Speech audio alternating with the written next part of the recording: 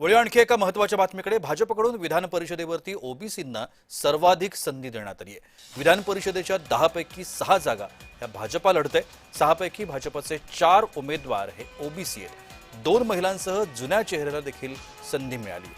पोटनिवडणुकीकरता प्रज्ञा सातव यांना उमेदवारी देण्यात आली आहे, तर माधवी नाईक, संजय भेंडे, विवेक कोल्हे, सुनील कर्जतकर आणि प्रमोद जठार यांना देखील उमेदवारी देण्यात आली।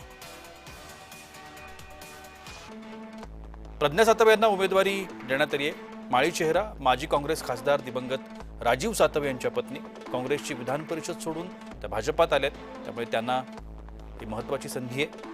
माधवी नाईक आहेत आगरी चेहरा, पेशानं वकील, भाजपा प्रदेश सरचिटणीस, ठाणे महानगरपालिकेच्या माजी नगरसेवक, त्यांना सुद्धा ही संधी मिळाली आहे। प्रमोद जठार वैश्यवाणी नेतृत्व, कोकणातल्या भाजपचा जुना चेहरा, कणकवलीचे माजी आमदार। संजय भेंडे तेली चेहरा, नागपूर नागरिक सहकारी बँकेचे अध्यक्ष, संघटनात्मक जबाबदाऱ्या।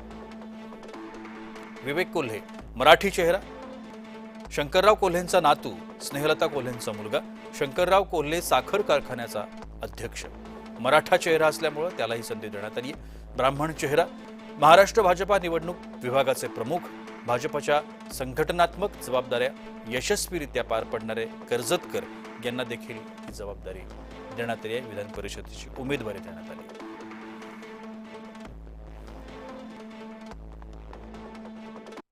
हा विजय मला असं वाटतं की पक्षाच्या विचारधारेचा आहे, कारण आतापर्यंत मला वेगवेगळ्या जबाबदाऱ्यांमध्ये पक्षाने माझ्यावर विश्वास टाकला आणि त्या जबाबदाऱ्यांमुळेच मी आता या स्टेज पर्यंत येऊन पोहोचलेले आहे।